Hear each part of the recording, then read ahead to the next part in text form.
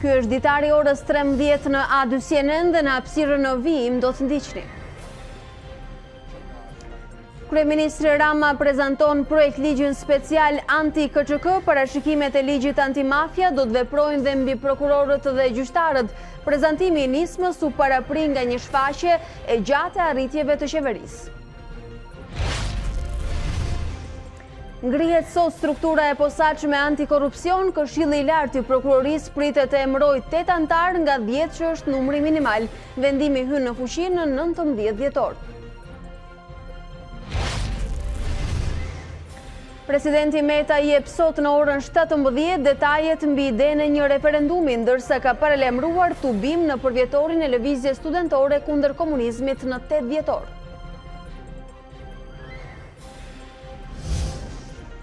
Të nderuar shikues, ju përshëndes sërish, por i takohemi në këtë transmetim të drejtë për drejtë. Është ky ditari orës 13, do të keni mundësi të merrni përmbledhjet informative dhe raportimet nga zhvillimet e minutave të fundit që vijnë nga vendi, rajoni dhe bota si këto. Moti i ke gjunjëzon Europën, viktima në Greqi, Itali e Francë, ku ka pasur përmbytje masive, bllokime rrugësh dhe evakuime. Ish kryebashkiaku miliarderi i New Yorkut, Michael Bloomberg, zyrtarizon kandidaturën për zgjedhjet presidenciale të vitit 2020. Ai u bashkua garës demokrate me synimin për të mundur Donald Trump dhe për të rindërtuar Amerikën. Vllaznia dhe Teuta u ndan në barazim pa gola në Loro Boriçi të Shkodrës. Takimi u shoqërua me incidente teksa u ndërpret 2 herë gjatë pjesës së parë për shkak të shkëputjes së energjisë elektrike.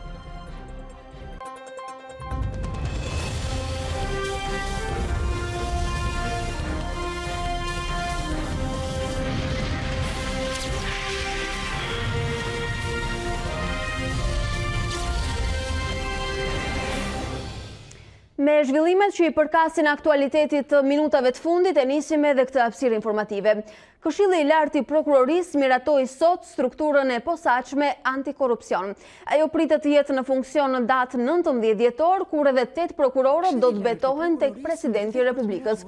Gjithsesi, me këtë vendim të sotëm nuk është plotësuar numri minimal prej 10 prokurorësh që SPAK të funksionojë. Megjithatë, do të jetë kolegja Anduena Allabani, e cila na thotë se pas thyrjes së shumë deadline-eve dhe të kalimit të afateve të paralajmëruara, sot tashmë SPAK, kjo strukturë e rëndësishme e drejtësisë së re, ka marrë edhe bekimin e KLP-s. Se si u votua dhe si vjojnë procedurat, na e thot Anduena, e cila ka ndjekur edhe mbledhjen e sotme. Po Anduena. Agenda e Këshillit të Lartë të prokurorëve sot ka patur si pikë të parë të rendit ditës pikërisht emërimin e 8 antarëve të rinj prokurorë të SPAK me një mandat 9 vjeçar. Në fakt ka qenë një votë unanime e gjithë Këshillit për të miratuar teçen e përzgjedhur nga 15 kandidatët për prokurorinë e posaçme antikorrupsion. Të 8 kanë kaluar të 2 shkallët e vettingut, duke qenë kështu të miratuar plotësisht edhe nga Këshilli si prokuror, të cilët me datën 19, sipas Genti Ibrahimit, kryetari të Këshillit të Lartë të Prokurorëve, do të bëjnë dhe betimin përpara presidentit, një betim i cili do ta legjitimojë kështu ngritjen e strukturës së re antikorrupsion. Por ajo që mbetet ende e paqartë, Alba, është fakti që nëse presidenti do ta miratojë apo do ta dekretojë pikërisht një strukturë e cila bie ndesh me kushtetutën, pra kemi vetëm 8 antarë të përzgjedhur nga Këshilli, ndërkohë që kushtetuta në nenin 184 përcakton që jo më pak se 10 antarë, 10 prokuror, SPAK duhet të funksionojë si një strukturë e re e cila do të marrë përsipër nga janari të gjitha çështjet në kompetencë të saj që kanë të bëjnë me krimin, me korrupsionin dhe me zyrtarët e lartë. Anduena, përllogarisim nga ana praktike nëse Presidenti i Republikës nuk do ta konfirmojë ose nuk do t'japi dritën jeshile për këtë strukturë të rëndësishme e cila aktualisht ka numrin prej 8 prokurorësh, si do të ndodhi në praktikë? Në fakt, ajo që ka vendosi Këshilli sot ishte edhe një afat prej 15 ditësh që është lënë pikërisht 8 prokurorëve të zgjedhur si antarët e parë të SPAK, që do të përcaktojnë dhe kreun e tyre. Do të jetë kryetari, i cili do të përzihet brenda këtij afati 15 ditor, dhe mbase kjo do të shërbejë dhe si kohë e mjaftueshme që ata prokurorë të cilët mbeten një kaçë prej prokurorësh të cilët mbeten ende në fillin e fundit të KPA-s, pra të kolegjit të apelimit, mund të kalojnë vettingu në shkallën e dytë dhe automatikisht përzgjidhen si antar të SPAK dhe futen në listën tashmë të SPAK-ut. Kështu që mbetet për të parë nëse kjo kohë do të shërbejë për 2 antarë të tjerë duke plotësuar kështu vendet vakante dhe duke arritur në atë numrin ideal i cili do të përmbush kështu edhe kushtetutën. Nëse kjo do të ndodh, atëherë mund të themi që edhe presidenti mund të dekretojë në datën 19 të gjithë antarët e prokurorët e SPAK duke patur kështu një organ kushtetues të ri, por që deri diku është legjitim dhe nuk shkel asnjë nen të saj. Ndoena urojmë që mos të pengohet rruga e nisur për finalizimin e kësaj strukture të rëndësishme për drejtsinë e re, siç është SPAK. Unë të falenderoj për raportimin. Ndërkohë, Edi Rama ka shpallur paketën kundër grupit organizuar Kap çfarë të kapësh. Sipas tij, ligji special do të jetë pjesë e ligjit antimafia. Secili nga personat e përfshirë, shtoi Rama, duhet të justifikojë burimin e të ardhurave. Kryeministri kërkoi votën e pakushtëzuar të socialistëve për këtë paketë, e kundërta do të ishte përjashtim nga grupi i Partisë Socialiste. Nuk kursen edhe presidentin Meta, akuzat e të cilit për ndërkombëtarët i quajti turp.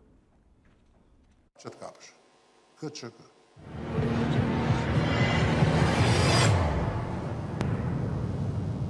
KÇK-ja është organizatë kriminale. Është një organizatë kriminale gjykatësish dhe prokurorësh që janë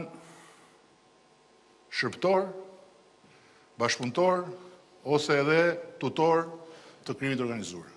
Ne duhet ndërhyjmë me një ligj special. Me një ligj special kundër krimit organizuar dhe terrorizmit dhe të gjithë normën e ligjit antimafia ta kalojmë në kurrizë të subjekteve të këtij ligji. Që kërkohet të deklarojnë pasurinë të tyre dhe të familjarëve të tyre. Dhe çdo kush nga këta duhet të provojë përpara gjykatës që shtëpinë, makinën, biznesin i ka si rezultat i punës. Deri në krijimin e institucionit dhe funksionimin e plotë të institucionit të inspektorit lartë drejtësisë, nëse ne nuk e bëjmë këtë, do bëhet nami në Shqipëri. Do bëhet nami. Shfaqje, tërbimi në shkeljet ligjit. Në rast se inspektimi vlerëson që antari i organizatës kriminale, gjykatësi apo prokurori, që ka shkelur ligjin, është në shkelje, mbi të duhet fillojë një proces. Procesi antimafia. Tek masat me karakter personal, do të konsiderohen që nga ndalimi për dalë nga territori i Republikës Shqipërisë, tek krijimi një perimetri lëvizje për një subjekt, që nuk mund të dali për shembull nga fushkruja, nga ana tjetër duhet falenderoj dhe të gjithë përfaqësuesit e komunitetit ndërkombëtar. Përfaqësuesit e organizatës strukturuar diplomatike, siç e quhen, për turpin e të gjithëve ne, për turpin e gjithëve ne, jo thjesht të tij, ai që sot vazhdon që ndronë në zyrën e presidentit të Republikës. Ajo që ai bën ndaj përfaqësuesve të vendeve partnerë në Shqipëri është e turpshme dhe për të gjithë paarësit tanë që kur është shkruar kanuni i shqiptarëve, që thot shtëpia e shqiptarit është e Zotit dhe e mikut. Unë kërkoj mbështetjen pa kushte të gjithë grupit parlamentar për ligjin special dhe për paketën kundër KÇK-s. Pa kushte. Kush nuk e voton këtë paketë, është i përjashtuar nga grupi parlamentar i Partisë Socialiste. Shumë faleminderit. Në nismën ligjore për ndëshkimin atyre që kryeministri Edi Rama i quan grupimi kap çfart kapësh, Lulzim Basha sheh krijimin e një policie partijake që synon sabotimin e strukturës së posaçme antikorrupsion dhe byros kombëtare të hetimit. Një projekt i ngjashëm sollej në vëmendje u rrëzua nga gjykata kushtetuese. Band bashkë me Edi Ramën që ka vonuar SPAK-un dhe BK-n. Dhe po përpiqet ta sabotoj me atë që do të shpall nesër. E dini besoj se çfarë do të shpall nesër. Do të shpall projektin e rrëzuar nga gjykata kushtetuese kur do të vinte Sajmir Tahirin, komandant SPAK-ut dhe BK-s. Nesër do shpalos një masë që ka për qëllim të ndërtojë një trajektore paralel, bëj një SPAK BK paralel të vetin, ato që kontrollon ai. Të njëjtën gjë që do të bënte me Sajmir Tahirin, tani do e bëj vet. Është një mashtrim për shqiptarët dhe për partnerët e huaj dhe është një zyrtarizim i shtetit me një polici partijake. Ndërsa presidenca akuzoi mazhorancën se po tenton t'i rrëmbej kompetencat kushtetuese Ilir Metës. Zëdhënësi i kreut të shtetit paralajmëroi se këtij skenari Meta do t'i përgjigjej duke shkuar vetë në parlament i shoqëruar nga populli. Sot pritet edhe nga kreu i shtetit një detaj më konkret mbi idenë e referendumit. Zërat nga mazhoranca që paralajmërojnë ndryshime ligjore për të evituar përsëritjen e konflikteve të ngjashme si ky i fundit me presidentin, duket se kanë shqetësuar kreun e shtetit. Zëdhënësi Ilir Metës foli për rrëmbim të kompetencave kushtetuese të presidentit të Republikës dhe komentoi duke kaluar nga tonet tallëse të ato që paralajmërojnë përballje me popullin. Kjo është një ide gjeniale për të përshpejtuar ramaformën dhe instaluar drejtësinë e re të betimeve buzlanës. Po presidenti ç'do bëj, më pyesni ju? Si mund të mos marrë pjesë në inaugurimin e lana kushtetutës nga gjysmë parlamenti i oligarkëve, bandave dhe ambasadorëve të Kishtit? Sigurisht, që atë ditë presidenti do të jetë vetë atje, i pari, me të gjithë popullin shqiptar. Zëdhënësi Metës thotë se reagimi i tij vjen pas deklaratave të numrit 2 të PS-s Tauland Balla, i cili herën e fundit që shprehur mbi këtë temë ishte të njëjtën e kaluar, ndonse pa e përmendur as presidentin, as kompetencat e tij kushtetuese. Sa kohë kundërshtarët e reformës në drejtësi vjojnë tentativat për pengimin e saj, kuvendi duhet të rishikojë legjislacionin për të shmangur krijimin e situatave që pengojnë në mënyrë abuzive funksionimin e organeve kushtetuese. Opinioni i Komisionit të Venecias i domosdoshëm dhe i mirëpritur. Ndryrë ligjore për të evituar situatat bllokuese në të ardhmen paralajmëroi dhe kryeministri Rama në seancën e jashtëzakonshme të parlamentit, ku miratua dhe një rezolut kundër Metës. Ky kuvend duhet marrë masa ligjore, kushtetuese, për të krijuar të gjithë mekanizmat zhbllokues. Komisioni ad hoc i ngritur për shkarkimin e Ilir Metës duhet ta konsiderojë shumë seriozisht edhe paketën e rekomandimeve për kuvendin, ashtu si kundër në dritën e kësaj ngjarjeje të re, Komisioni i ligjeve dhe gjithë deputetët duhet kontribojnë për të riardhur këtu në kuvend më shpejt se vonë dhe për të votuar këtu neutralizimin e akteve të presidentit, e akteve antikushtetuese dhe antiligjore. Vetë Ilir Meta nuk duket se ka ndërmend të qëndrojë duar kryq. Prej ditësh ai flet për referendum dhe i bën thirrje popullit të marrë në dorë fatet e veta. Shqiptarët hapin syt, të marrin fatin e tyre në dorë, në mbrojtje të kushtetutës, dhe që fëmijët e tyre të mos ikin më nga syt këmbët në atë dheun e tyre. Kushtetuta e Republikës është vija e kuqe dhe e kuqe flak, e pakalueshme nga armiqtë e saj dhe të Republikës së gjithë shqiptarëve. Shqipëria nuk është dhe nuk do të jetë shpresë humbur. Presidenti do të jetë në mbrojtje të drejtë për drejtë, të lirive dhe drejtave themelore të popullit shqiptar. Presidenti do të kërkojë mbështetjen e mbar popullit shqiptar që përmes referendumit të mbrojë Republikën. Le të jetë populli shqiptar dhe vetëm ai që do të vendosë nëse pranon të rikthehet në diktaturë apo do të mbrojë demokracinë. Meta ka njoftuar se detaje më konkrete mbi idenë e një referendumi do t'i paraqesë ditën e hënë. Por si realizohet një referendum nga ana praktike sipas parashikimit të kushtetutës? Një nga antarët e Komisionit Qendror të Zgjedhjeve, Bledar Skënderi, në studion e A2 CNN, shpjegoi se kodi aktual nuk ka asnjë parashikim për referendumet dhe në çdo rast, referendumi duhet të marrë dritën jeshile nga gjykata kushtetuese.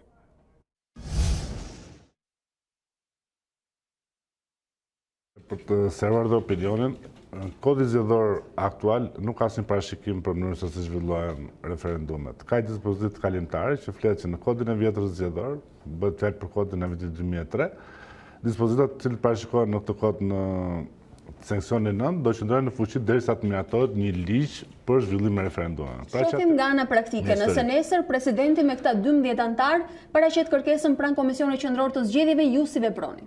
Atëherë, para punës do të jetë një pyetje specifikuar qartë për çfarë do zhvillohet referendumi. Këqëza shikoni në mënyrë paraprake shef kërkesën që ajo është përputhje me ligjin apo jo. Bën formularin tip dhe jep antarëve të Komisionit Nismëtar me qëllim që të mbledhin 50.000 firma. Masi mbledhen 50.000 firma, këqëza e shqyrton nga ana formale për pjesën që janë të rregullta ose janë të rregullta. Dhe në këtë rast ja përcjell kërkesën gjykatës kushtetuese për të verifikuar nëse kërkesa është në përputhje me kushtetutën apo nuk është në përputhje me kushtetutën. Pra dalim sërish tek një dritë jeshile që duhet vijë nga gjykata kushtetuese e cila nuk është aty. Patjetër kodi zgjedhor parashikon që duhet të kaloj kërkesa në gjykatë kushtetuese. Bile gjykata kushtetuese ka 60 ditë afat për të shqyrtuar kërkesën dhe nëse dhe mund të shpreh edhe në heshtje, nëse nuk shpreh duhet në 60 ditë dhe kërkesa i kalon presidentit të Republikës, i cili nga ana vet ka dhe në këtë rast tagër për ta miratuar ose jo referendumin. Nëse vetë presidenti mund ta refuzojë zhvillimin e referendumit dhe të njoftojë Komisionin Zgjedhor për arsyet për të cilat ka vendosur mos pranimin e referendumit.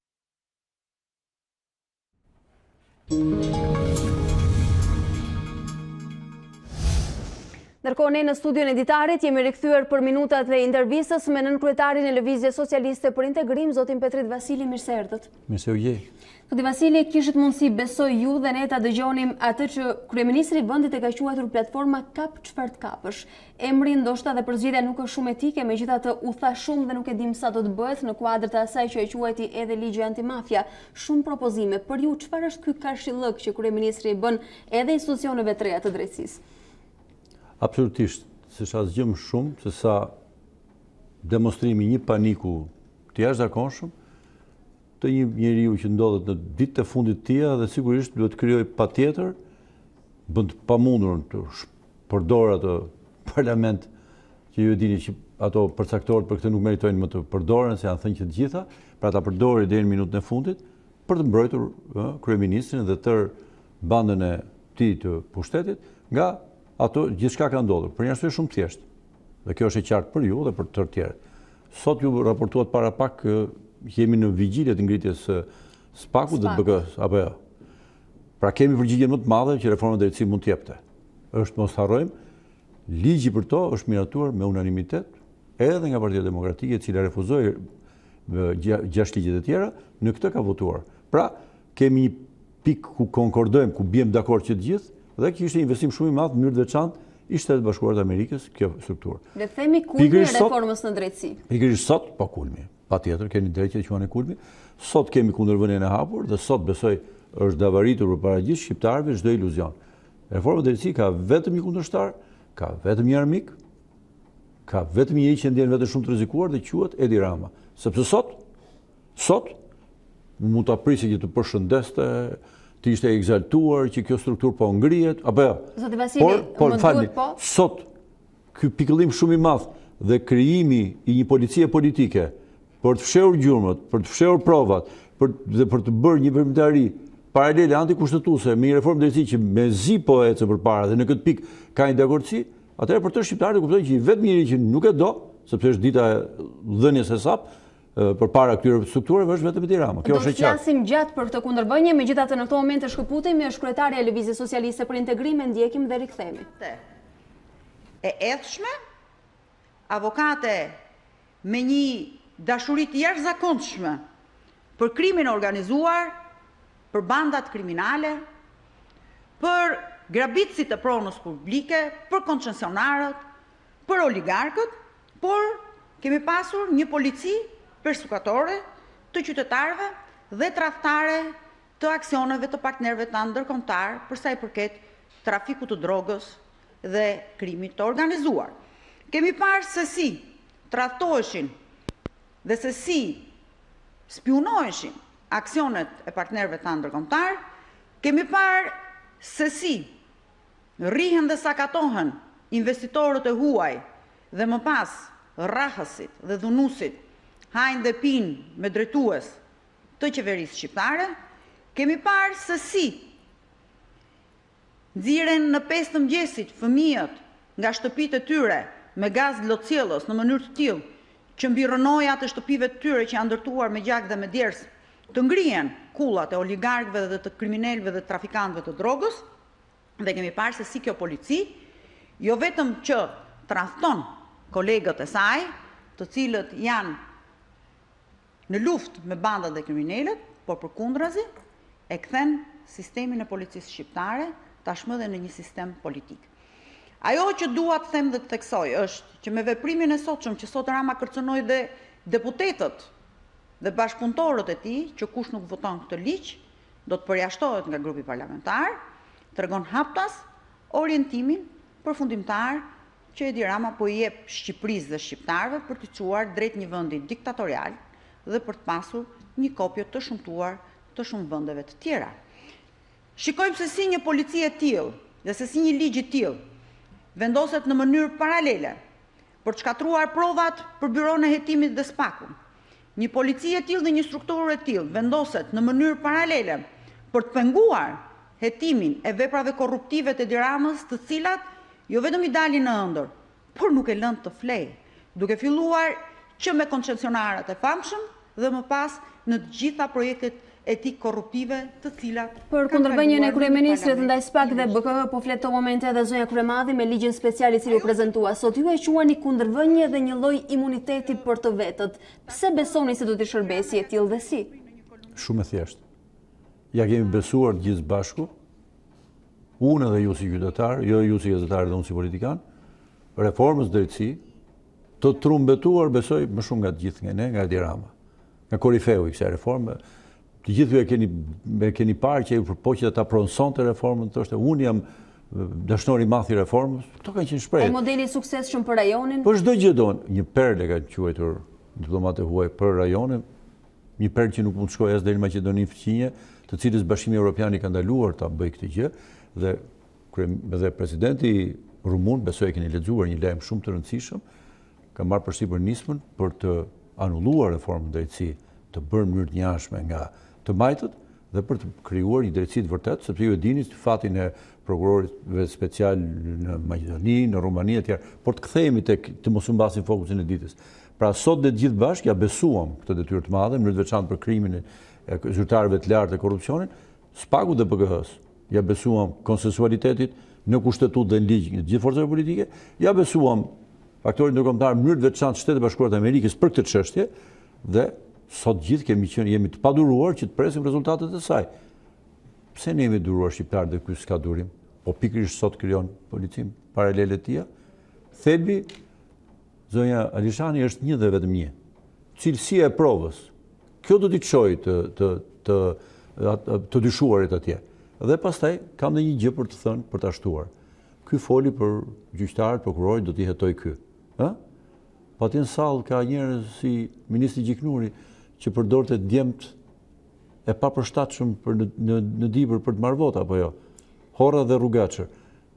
Janë që janë prokurorë dhe gjyqtarë shqetësim, po ata që ka aty. Po në sallë ka dhe njerëz tjerë që kanë rraur, kanë vjedhur, kanë grabitur, që janë deputet të tij.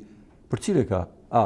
Ky grupi i bashkëhajdutëve që ndodhen në sallë, ky do të ketë mbrojtjen, sepse kjo policia e këtij lleshit do t'i mbrojë këta, do prish prova dhe do sajojë apo do të shpik prova të tjera? Ju mendoni se kapësh do të ketë standarde të dyfishta? Po ju e kuptoni, në sallë ndodhen ata që duhet ishin para drejtësisë. E pse mos ta marrim një paralajmërim edhe për ata ndoshta? Pse ta paragjykojmë nismën? Sepse u drejtua dhe tha, unë zonja Lishani referohem asaj që thotë. Sigurisht, ato po interpretojmë. Prokuror dhe gjyqtarë të cilët po bëjnë këtë gjë dhe ne nuk do presim vettingun, por do ta bëjmë vettingun vet. vetëm unë ja besuam kryeministrit apo ja besuam strukturave të pavarura të posaçme. Të cilat do të ishin të paprekura nga politika. Po të këtilla po i shistin apo jo? Ishte kështu. Atëherë ç'është e tillë. Pyetja e madhe është pse ky po e minon reformën drejtësi? Pse ky nuk e lë të ecë? Momentin kur reforma drejtësi po hynte te pjesa e saj e vërtet, te thelbit e zemrës së saj, këtu filloi shqetësimi. Ne e dinim që fillon të shqetësimi. Prandaj e kemi mbështetur SPAK-un dhe BKH-n. Prandaj kemi kërkuar dhe ju duhet bëni gjithë pyetjen, jo, nuk e them fare në mënyrë provokative.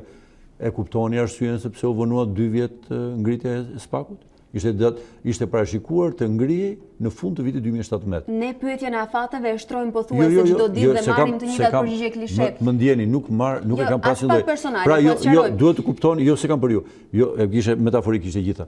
Pra, vonesa bëri gjithçka ata më 2 vite, nuk e mban dot më, ajo po krijohet dhe pikërisht sot në kuptimin po përdori term ginekologjik, po shtërzon sikletin e tij, se ky është shtërzim. Sepse sot një njeri që është i pasur do të ishte shumë më i qetë se kur më parë, e do thoshte ja strukturat do ta hetojnë, më në fund u ngritën dhe unë do jemi i qetë se nuk kam asnjë shqetësim më se kam se kujt e besoj në dorë. Pikërisht sot, ky njeri që ka penguar, ky që ka shkelur kushtetutën e vendit. Ky i desh rrëmbendet e gjykatën kushtetuese, siç e pat në mënyrë më të paturp në botë. Etj. Ky sot, me që u ngushtua dara, ngushtohet, se tash zullumi kur shka që i madh ngushtohet. Ju sot për e pat, kujdesi më i madh ishte të kemë merak se si të justifikoj parat e oligarkëve, t'i quaj kështu, t'i quaj ashtu, si të justifikoj... Do të kthehemi pak edhe tek oligarkët të pasurit dhe ikjet e shqiptarëve, megjithatë një trofe që e mban fort kryeministri Rama, por edhe mazhoranca, pjesa tjetër është suporti ndërkombëtarëve, jo vetëm për të nismë, sepse e përmendi edhe sot, por për të gjitha të tjera, sidomos kur flasim për gjykatën kushtetuese. Kam një pyetje publike për këtë. Dhe ju lutem mos e përdorni ju miqësisht, ju vetëm ju mos bini viktim. Ndërkombëtarët nuk flasin me llafe. Të freskët, si kanë bërë 2-3 ditët, kemi rezolutën e partive popullore europiane. Është vendi t'u shpjegoj unë. Nga ku erdhi Zoti Basha dhe përfaqësuesit e Partisë Demokratike? Zoti Basha është pjesëmarrës si shumë partisë motra. Pikërisht, por sollën një rezolutë me 10 pika. 10 pika ishin 10 çështjet që Bundestagu Gjerman ka ngritur. Çka ka ngritur Bundestagu Gjerman? Krimin elektoral, mosdëshkimin e krimit, bajtje zgjedhje të lira të dershme, apo jo, korrupsionin, krimin organizuar, administratën publike, apo jo, ngritjen e gjykatave. Tash më falni, ju thoni se faktori ndërkombëtar nuk ulë ret, por na jep prova të kësaj natyre. Nuk them unë, po flet. Këto çështje kishim edhe të qendrimi, edhe BE-ja që do jepte një po, kishte këto kushte. Ose BE-u deri na jep këto gjëra. Ku është mbështetja ndërkombëtare? Mbështetja ndërkombëtarët janë shqetësuar më shumë se kurrë. Bile shqetësimi është bërë kaq madhor sa që po kalon kufit e Shqipërisë. Tani, nëse kryeministri Zaev i thon mos e bëni këtë reformë që po bëj shqiptarë drejtësi, sepse degradoi dhe u kap, tani më thoni cilit ndërkombëtar. Jo, ne ushtrojmë pyetjen edhe juve si një politikan i vjetër i kësaj kaste politike se për çfarë suporti ndërkombëtar flasin, sepse të njëjtin justifikim kishin edhe kur shkuan tek noterja për një nga anëtarët e gjykatës kushtetuese. Shkëputemi vetëm për pak, jemi në serinë e Partisë Demokratike, është Gazmend Bardhi për pak në një komunikim për mediat apo nuk e kemi ende gati. Do e kemi pas pak. Po ju thoja, edhe kur shkuan tek noterja, për të ulur në karrigen e një antare gjykatës kushtetuese, institucionit më të rëndësishëm të vendit thanë se kishte një rakordancë ndërkombëtare. Kjo është një përdhosje e frikshme që bëhet dhe shpëtorim që bëhet gjoja me faktorin ndërkombëtar. Ndërkombëtarët, thash, flasim me institucione. Sot, meqense kemi u diskutuar çështja e krimit të organizuar dhe korrupsionit, Departamenti Amerikan i Shtetit ka pas fatin ta diskutoj sërish me ju. Thot Shqipëria është bazë e krimit të organizuar dhe grupeve të tyre për Amerikën, Amerikën Latine, Europën dhe lindjen e mesme. Kjo është Shqipëria e vogël. Këtë potencial ka ngritur nën këtë polici të cilës ky do t'i jap kompetencat. Më falni, nën këtë polici u bëm Kolumbia e Europës për trafiqet, u bëm bazë e krimit të organizuar dhe jemi të tretën në botë për korrupsionin. Në syt, në hundën dhe në mbështetjen e kësaj policie. Kësaj do t'i besohet? Kjo polici është ajo që do marrë përsipër? Pyetje për të shqiptarët. Për të shqiptarët dhe një pyetje tjetër tek ju. Ju i jepni zakonisht zë kauzave sociale. Në këtë studio shpesh më keni folur për ikjet masive të rinjve. Kemi thënë se sipas anketave 1 në 2 të rinj shprehin dëshirën për të ikur. Kam dhe një fakt për ju. Më ndjeni e kuptova thelbin e pyetjes. Dua t'i kthehem pak asaj që zoti Rama tha sot ndërreshta. Tha ata që besojnë se ikjet e të rinjve shqiptar janë për shkak të politikave dhe kësaj qeverie janë thjesht të poshtër. Ne kemi një njeri këtu besoj që jemi në kufit e metaforës, nuk jemi në kufit e ofezës, po vëmë dhe thonjë të jemi korrekt. Tu kemi të bëjmë vetëm se shqiptarët ndodhen përpara një njeriu të poshtër, që ky është Edi Rama. Po ja vetëm një shembull dhe po e mbyll historinë me këtë të poshtër dhe budalla, po budalla i lik. Kur liberalizuan vizat në vitin 2010, një vit më pas, Cecilia Malmström, komisarja për çështjet e brendshme të BE-s, paraqiti Shqipërinë si një histori suksesi, pra jo largimesh, dhe një histori problematike me Serbinë dhe Maqedoninë. Europa ndodhi në recesion, Shqipëria ndodhi në vështirësi të mëdha ekonomike dhe pas të rritjen ekonomike më të ulët. Arsyet ishin për tikur nga Shqipëria, në teori, por rendi dhe ligji funksiononin. Dhe shqiptarët me të hapur kjo mundësi nuk ikën. Tani që është Edi Rama, shqiptarët ikin me qindra mira, janë me qindra mira dhe keni parë dhe së fundit e azhurnuar, kërkesat për azil vazhdojnë të rriten në mënyrë eksponenciale. Tani është shumë e thjeshtë, kush është i poshtri? I poshtri është Edi Rama, sepse mund t'iknin, u hap dera, krizë Shqipëria, kriza ekonomike më e rëndë që kemi kaluar. Dhe përshkallëzimi i shifrave arriti shumë më vonë. Dhe arriti shumë vonë. Tani kjo përballë këtij fakti shumë qartë, jo të opozitës, por të BE-s. Po lëm shifrat, flasim Bashkimin Evropian, vendet të cilat kanë kërkesa ata që monitoruan, e gjitha kjo thatë histori suksesi dhe mënyra se si e përballoi liberalizimin e vizave dhe organizoi këtë mënyrë u konsiderua për të marrë shembull nga të gjithë. Dhe kështu ishin rezultatet edhe në 2011 dhe në 2012 dhe në 2013. 2013 e prapa shifrat shkojnë gremin. Çfarë ka ndryshuar? Ka ndryshuar që një poshtër ka ardhur në qeverisje dhe i bëri shqiptarët tiknin. Kaq. Ka emër i poshtrit në Shqipëri. Folëm edhe për situatën e paprecedent të gjykatës kushtetuese, ende e pangritur me shumë dilema dhe një përplasje që ka nisur fort mes KED-s, presidentit dhe parlamentit nga ana tjetër, tashmë është detyruar që presidenti të flasë për një nismë të re, për një referendum. Kam një korrigjim të vogël para jush. Nuk ka përplasje. Çfarë është? Ka një grup kryeministër dhe kryetar të KED-s, bërnjesh, që dhunojnë kushtetutën dhe një president që respekton kushtetutën. Pra nuk është problemi emri përveçëm Edi Rama përballë emrit përveçëm Ilir Meta. Flasim për institucionet gjithmonë. Fare, këtu bëhet fjalë raporti me kushtetutën. Adrian Dvorani, ky kryetari i KED-s, është i detyruar të mbajë qendrim ligjor, e shkel vetë në mënyrë personale jo në emër të KED-s. KED-a nuk ka vendosur, ashtu siç vepron ai. Boton për herë të dytë të tretë ato aktet e vendimet në fletorin zyrtare se kështu e porositë Edi Rama për të bërë buje, për të bërë demagogji, ndërkohë që kushtetuta ka folur qartë, cila është rradha, cila janë institucionet, cila është balanca mes institucioneve, presidenti zbaton pikë për pikë kushtetutën. Dhe këta kanë pse duhet ta dhunojnë kushtetutën? Sepse kanë çështje në kushtetutë, siç janë koncesionet, teatri, ligji dividendi, ka rreth 1 miliard euro që në kushtetues do marrin vendim, për cilat është përgjegjës vetëm Edi Rama. Dhe ai intereson ta bllokojë, ta kap, ta ketë mundësisht o ta bllokojë siç ka bllokuar, se nuk po e lejon të ngrihet gjykatë kushtetuese, ose ta kap që të japë vendimin që do vet. Presidenti i Republikës ka qenë shumë i ftohtë dhe bën një arsye shumë thjeshtë. Të gjitha zgjedhjet që presidenti i Republikës bën, s'janë asnjëherë e tij, po Këshilli i Emërimit drejtësi ka përzgjedhur dhe ja ka prur presidenti. Pra nuk janë që i përpunoi. Është lista që është ofruar në tabelinë. Nga ata. Megjithatë, në këtë moment presidenti gjen si zgjidhje një referendum. Që me sa duket, nga ana praktike, ajo që parashikon kushtetuta aktualisht është gjithsesi vështirë realizueshëm. Nuk ka asnjë gjë të vështirë kur vihet përballë vullneti i popullit me vullnetin e institucioneve të cilat duan ta pengojnë popullin. Pra, në këtë rast populli nuk ka një mundësi njëri që t'i heqë drejtën e shprehjes. Referendumi është një e drejtë shprehje që populli ka gëzuar 21 vjet përpara dhe do të privohet sot. Ajo kushtetutë që kemi ne është 22 nëntor 98 është miratuar me referendum. Si ka mundësi që Shqipëria të deevoluojë, pra të degradojë e sot mos ketë mundësi të shprehë, ka qenë më demokratike. Këtë duhet pranojmë 21 vjet përpara? Duke se po, sepse në kodin aktual nuk ka një mënyrë të drejtë për drejtë që është të respektohet demokraciteti i veprimit qytetarit. Ky moment që kur në skenë dalin autokratët, në skenë dalin dhunuesit e ligjit të kushtetues që duan ta mbajnë, atëherë i thirrë president për t'ju rikthyer vullnetit popullit, i cili ka marrë gjithmonë vendime të drejta, se ju dini edhe kushtetuta më e mirë historikisht mbeti kushtetuta e 98-s, të gjithë deformimet, shkatërimet që mbërën tjetër vetëm e përkeqësuar, pra gjithmonë populli vendos drejt. Ka qenë gjykatësi më i mirë për gjitha gjërat. Kushdo që ka hequr këtë vullnet popullit e ka futur Shqipërinë në kaos, haq shpëtojnë Shqipërinë dhe t'i kthehemi në dimensioni ku të gjithë para popullit janë të barabartë. Presidenti veç tjerave ka vënë dispozicion çështjen Jo vetëm çështja e kushtetutës, por çështja edhe vetë pozicionit presidentit. Pra, emrat e përveçshëm nuk janë asgjë përpara vullnetit të popullit. Janë ata që do marrin vendimet dhe ata që do të japin votë besimin kësaj zgjidhje, asaj zgjidhje, çfarë kushtetutë duhet kemi, kush ka drejt, dekreti e presidentit që respektojnë kushtetutën apo betimet tek Buzelanës, sikurse te noteri që ju është betim te Buzelanës, më mirë me thënë. Pra për gjitha këto të shprehet populli. Duke se në parim jeni dakord me mbrojtjen e kushtetutës sipas presidentit me anë të një referendumi, si do të qëndrojë Lëvizja Socialiste për Integrim, ndërkohë që edhe në këtë skenar të mundshëm do të duhet gjykata kushtetuese? Në çdo skenar, në çdo moment, në çdo çast që bëhet fjalë të mbrojmë kushtetutën apo ta shkelim atë, do jemi në mbrojtje të kushtetutës. Në krah të kësaj është vendosur dhe presidenti apo çdo politikan, i majt apo i djathtë, janë të mirëseardhur të gjithë. Ne absolutisht do të jemi në mbrojtje të kushtetutës.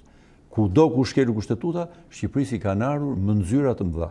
Mëndzyra të mëdha, të cilat i kanë vuajtur të gjithë, të majtë të djathtë, sepse është shkatruar rendi demokratik. Dhe mbrojtja e kushtetutës do të thotë mbrojtja e rendit demokratik. Kështu që këtu besoj nuk ka vend më as për të thënë LSI, PD, PS, këtu janë gjithë qytetarët në mbrojtje të vetes tyre. Kushtetuta i mbron tërë, nuk mbron partitë. Do të flasim për opozitën e bashkuar në tërësi, jo vetëm për Lëvizjen Socialiste për Integrim, duke se presidenti në takimet e fundit i ka dhënë edhe më shumë zë idesë për zgjedhjet parakoshme. Çfarë po bën LSI-ja në këtë drejtim? Prandaj më duhet ju pyes konkretisht. LSI ka punuar dhe punon dhe ka një pozicion të prerë që zgjedhjet e parakoshme është e vetme zgjidhje e krizës. Sot, çdo ditë, çdo minutë, çdo orë që ha kryeministri është thellim krize, shkatrim ekonomik dhe kapçat kapësh që ta përkthejmë më mirë që të dini ju, është e vlefshme vetëm për kryeministrin që thotë një çdo ditë që të rri, kapçat kapça lek të fundit dhe mbuxhepat. Kapçat kapësh ka lidhje vetëm me kryeministrin. Pra ju e quani një zvarritje në pushtet nga dita në ditë, por sa e largët duket dita e zgjedhjeve të parakoshme? Besoj që countdowni është shumë i qartë, koha e kaluar është që kemi lënë pas ishte vërtet shumë i gjatë, koha që kemi përpara ditës së zgjedhjeve është besoj shumë e shkurtër, aq sa ju nuk e besoni. Le të shohim, unë ju falenderoj që ishit sot këtu. Mirënjohje për mundësinë që më dhatë.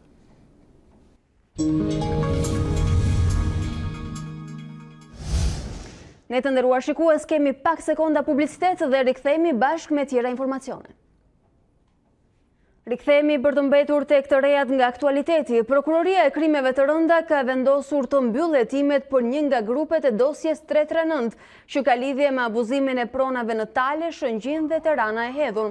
Pjesë e këtij grupi është edhe ish deputeti i Partisë Socialiste në Lezhë, Arben Doka, dhe disa prej familjarëve të tij, të cilët kanë shërbyer si zyrtar në Lezhë.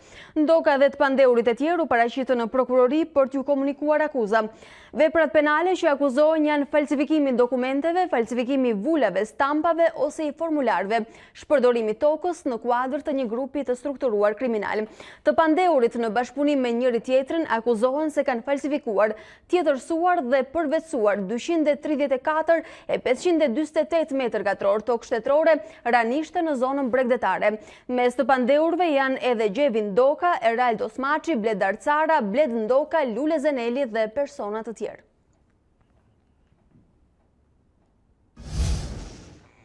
Nëse kam qenë unë shënjestra, atëherë ma kanë bërë për shkak të detyrës. Ky ka qenë reagimi i gjyqtarit të Shkodrës, Andri Ymeri, i cili një natë më parë ju dogji makina. Ndërkohë policia e Shkodrës ende nuk ka një version zyrtar për këtë ngjarje. Zakonisht ishin të tjerët që dëshmonin para tij, por mungjesin e kësaj të hëne, gjyqtari Andri Ymeri ka dëshmuar vetë përpara oficerëve të policisë gjyqësore të policisë së Shkodrës. Shkak është bërë djegja e mjetit të gjyqtarit në orët e vona të mbrëmjes së të dielës, pranë kishës franceskane. Në vendngjarje u dogjën 2 automjete që ishin pranë, dhe policia ende nuk ka një version zyrtar për këtë ngjarje, nëse zjarrvonja ka qenë e qëllimshme në mjetin e gjyqtarit apo në mjetin tjetër të qytetarit. Të dileme ka ndarë me gazetarët edhe vetë gjyqtari, pasi ka dalë nga ambientet e drejtorisë së policisë së Shkodrës. Gjyqtari duhet jeti përgatitur për çdo gjë. Nëse kam qenë unë objektivi, të harrojnë se më bëjnë presion për punën time. Kaq kam të them. Dyshoni se mund të ketë ardhur për shkak të detyrës? Po, tjetër, nëse kam qenë objektivi për shkak të detyrës, për shkak. Keni patur ndonjë kërcënim ose presione? Tash gjyqtari duhet jeti përmbajtur dhe rezervuar, nuk jap më tepër komente. Nëse keni patur ndonjë shqetësim? Çka kam patur më thënë, i kam thënë institucionalisht. Gjyqtari është marrë në mbrojtje nga policia, ndërsa kjo e fundit, përveç dëshmive, pritet të verifikojë edhe kamerat e sigurisë së zonës për identifikimin e autorëve të kësaj ngjarje. Aksi nacional rrugor Elbasan-Peqin është kthyer në një nga rrugët më të rrezikshme në vend ku numri i lartë i aksidenteve rrugore dhe me pasoja të rënda në humbjen e jetëve njerëzore e ka kthyer këtë aks në një zonë ferri. Banorët shprehen se policia nuk e monton si duhet të aks në mënyrë të veçantë, duke mos e monitoruar pjesën e rrugës pranë fshatit Papër, ku ndodhen edhe aksidentet më të shumta. Ky është aksidenti i radhës i ndodhur në aksin nacional rrugor Elbasan-Peqin, ku mbeti e plagosu një ere 22 vjeçare. Në mënyrë të veçantë, pjesa pranë fshatit Papër është kthyer në një zonë ferri ku regjistrohen aksidente të shpeshta dhe me pasoja të rënda. Më i fundit është regjistruar paraditjen e kësaj të hëne. Edhe pse njihet si një nga njollat e zeza të akseve nacionale rrugore në vend, në këtë zonë sipas banorëve, policia nuk monitoron siç duhet trafikun, ndërsa në shumicën e rasteve kanë qenë vetë banorët që unë kanë dhënë ndihmën e parë personave të dëmtuar dhe i kanë nisur me makinat e rastit në spital. Që ke shtëpia, pash aksidente me vrap, evidentisht. Në dham ndihmën asaj zonës si vajzë e re. Edhe ndihmuja, unë gjatë në durët, ndihmova, i makina rastisht. Dhe si janë në ngjarje, po ambulanca është shumë e vënesë. 35 minuta e vënesë ambulancë. Shumë gabim. Nuk është qarë si parë, për 4 muaj të bërë 4 aksidente, me 6 të vdekur, dhe që rasti soqë.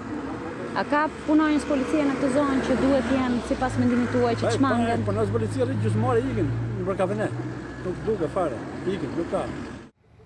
2 muaj më parë, thuajse në të njëjtin vend, u shënua një tjetër aksident i rënd me pasojë vdekjen e 4 personave, ndërsa janë disa 10 aksidente të tjera që përfundojnë me lëndime dhe dëme të shumta materiale.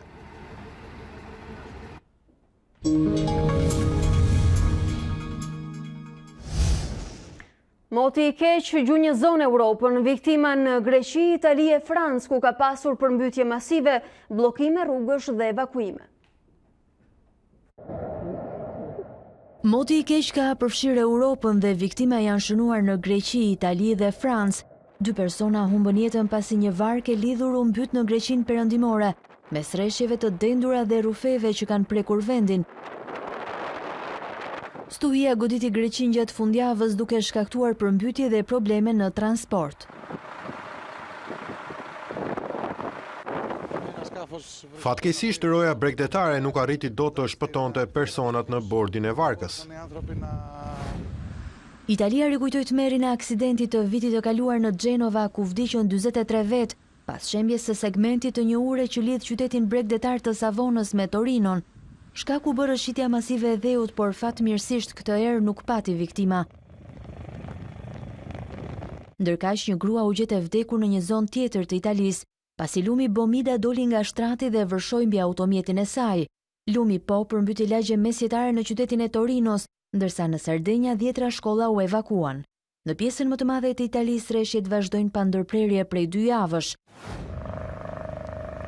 Situata paraqitet e vështirë edhe në Francë, ku lumenjt kanë dalë gjithashtu nga shtrati, duke shkaktuar dëme dhe përmbytje masive në juglindje të vendit.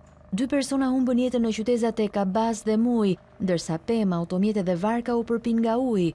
Autoritetet në Nicë kanë shpallur të zhdukur 2 persona. 1600 vet janë evakuar në zonat të Francës, ku vetëm në 24 orë janë regjistruar rreshje sa për 2 muaj. Niveli i përqendrimit të gazrave me efekt serë në atmosferë preku një rekord të ri në vitin 2018.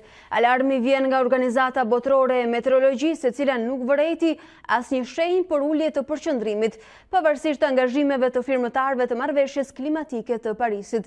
Raporti nuk merr në konsiderat sasinë e emetimeve të lëshuara, por vetëm ato që kanë mbetur në atmosferë. Ekspertët llogarisin se do të duhet një reduktim drastik i emetimeve deri në 2030 që të frenohet rritja e temperaturave globale në 1.5%. Nëse kjo nuk ndodh, qindra miliona njerëz do të preken nga më shumë valë të nxehtë, thatësire, përmbytje dhe varfërie.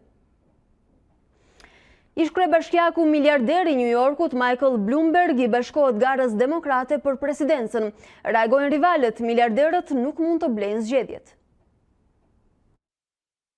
Kandidoi për të mundur Donald Trump dhe për të rindërtuar Amerikën.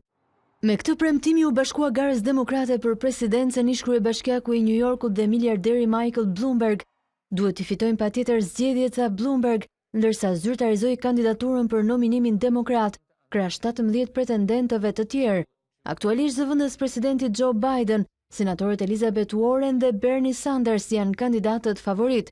Ata e shohin Bloomberg një tjetër Donald Trump, që sipas tyre do të përpiqet të blejë zgjedhjet me miliardat e tij. Ne nuk mendojmë se miliarderët kanë të drejtën për të blerë zgjedhjet.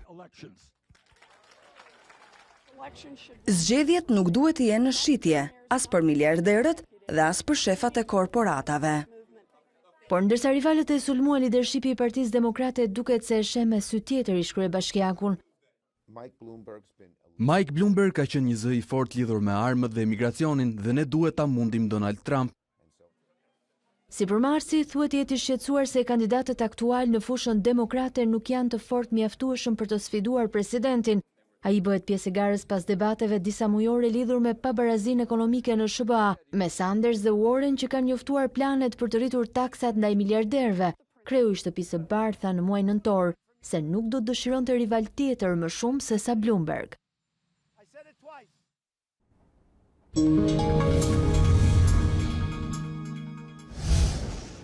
Shohim dhe të rejat nga sporti, ndeshja e kësaj jave në superiore mes Vllaznisë dhe Teutës u mbyll pa gola në Loro Boriçi të Shkodrës.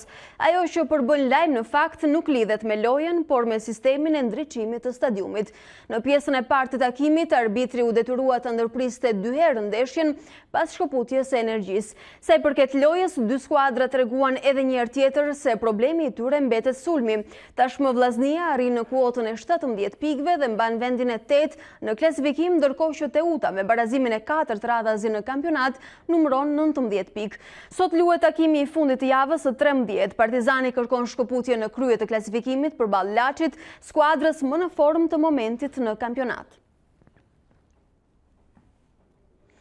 Julian Ahmataj mbetet në krye të stolit të Tiranës. Pas humbjes në Korçë, trajneri akuzoi se në klubin Bardh dhe Blu mendojnë ta heqin trajnerin menjëherë pas emërimit. Ahmataj u shpreh edhe i çuditur për mënyrën se si ekipi i pëson golat, por i hoqi përgjegjësitë futbollistëve. Pasi pohoi se i paraqiti dorëheqjen presidentit Halili vetëm një muaj pasi zëvendësoi Ardian Memën, tani Ahmataj bën prapaktheu. Trajneri u takua me drejtuesin e klubit dhe palët vendosën që projekti i nisur të vazhdojë. Takimi i radhës për Tiranën këtë fundjavë ndaj Kukësit do të jetë testi i vërtet për ambicjet e Bardh dhe Bluve në këtë sezon. Parisi nisi zyrtarisht sezonin festiv. Miliona drita ndriçuan bulevardin e famshëm Champs-Élysées duke joshur mira vendase dhe turist. Parisi bëhet gati për festa. Miliona drita ndriçuan bulevardin e famshëm Champs-Élysées duke i dhënë mirëseardhjen sezonit të Krishtlindjeve. Kryebashkiakes Anne Hidalgo ju bashkua aktoria Ludvin Sagnje dhe qindra banor në numërimin mbrapsht për ndezjen e dritave.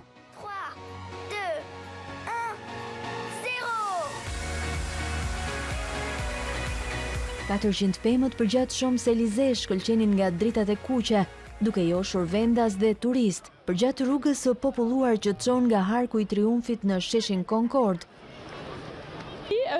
Është shumë bukur, atmosferë krishtlindjesh në një qytet të madh. Çdo gjë është e mrekullueshme.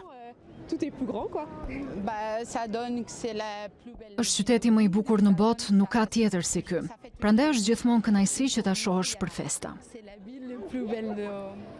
Autoritetet kanë përdorur drita LED, të cilat konsumojnë më pak energji dhe që supozohet të zgjasin për 3 deri në 5 sezone. Këto 2 gjela deti kanë arsye të jenë mirënjohës në ditën e falënderimeve. U përzgjodhen por të mos që në tryezën festive dhe kaluan fundjavën në një hotel luksos në Washington. Të martën ata do t'i prezantohen botës nga Federata Kombëtare e Gjelave të Detit dhe një votim do të përcaktojë se cilin prej tyre do ta shpëtojë presidenti amerikan Donald Trump, ndërsa vetëm njëri do të fitojë amnistin zyrtarisht. Të 2 gjela do dërgohen në Institutin Politeknik të Virginias, ku do të jetojnë të lirë. Tradita e faljes së gjelave të detit nisi në vitin 1947 me nismën atëherë të presidentit Harry Truman. Ndërkohë ne bashkë krishojmë dhe njëherë zhvillimet kryesore të këtij ditari. Kryeministri Rama prezanton projekt ligjin special anti-KÇK, parashikimet e ligjit antimafia do të veprojnë edhe mbi prokurorët e gjyqtarët. Opozita akuzon se nisma është dublimi SPAK. Ngrihet sot struktura e posaçme antikorrupsion, Këshilli i Lartë i Prokurorisë pritet të emërojë 8 antar nga 10 që është numri minimal. Vendimi hyn në fuqi në 19 dhjetor. Presidenti Meta jep sot në orën 17 detajet mbi idenë e një referendumi, ndërsa ka paralajmëruar tubim në përvjetorin e lëvizjes studentore kundër komunizmit në 8 dhjetor. Moti i keq gjunjëzon Europën, viktima në Greqi, Itali e Francë, ku ka pasur përmbytje masive, bllokime rrugësh dhe evakuime. Ish-kryebashkiaku miliarderi i New Yorkut Michael Bloomberg zyrtarizon kandidaturën për zgjedhjet presidenciale të vitit 2020. Ai u bashkua garës demokrate me synimin për të mundur Trump dhe për të rindërtuar Amerikën. Vllaznia dhe Teuta u ndanë në barazim pa gola në Loro Boriçi të Shkodrës. Takimi u shoqërua me incidente teksa u ndërpre 2 herë gjatë pjesës së parë për shkak të shkëputjes së energjisë elektrike. Të nderuar shikues, unë ju falenderoj që na ndoqët edhe sot. Ky është Ditari orës 13, bashkë ndajemi këtu për t'u ritakuar nesër. Ju vazhdoni qëndroni me ekranin tonë.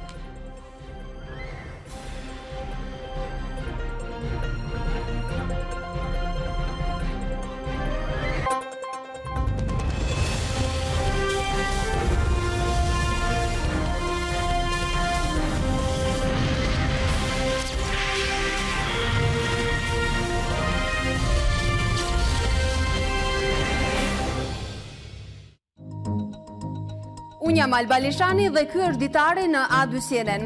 Për të parë të gjitha videot e Ditarit, klikoni subscribe.